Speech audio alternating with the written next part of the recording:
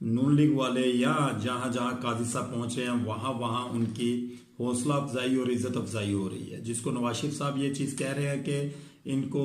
अक्ल नहीं है, इनको तमीज नहीं है, ये गालियां देते हैं, अंडे मारते हैं, टमाटर मारते हैं और बहुत कुछ इन लोगों के साथ हो रहा है। इनको अपोलोजाइज करना चाहिए और अल्लाह ताला से भी इनको माफी मांगनी चाहिए कि ऐसा क्या गुनाह सरजद हो गया या जानबूझकर इनसे हो गया है कि इनकी इतनी इज्जत अफजाई पूरी दुनिया के अंदर हो रही है।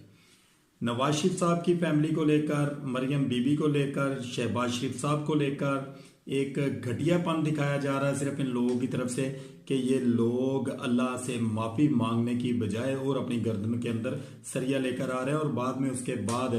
ये लोगों को ये बातें कह रहे हैं कि लोग इनको गालियां दे रहे हैं और लोग अच्छा काम नहीं कर रहे, जबकि ये बात बाखूबी जानते हैं कि इन्होंने कौन से ऐसे अवामल किए हैं जिसकी वजह से अवाम इनके पीछे चढ़ी हुई है और अवाम इनको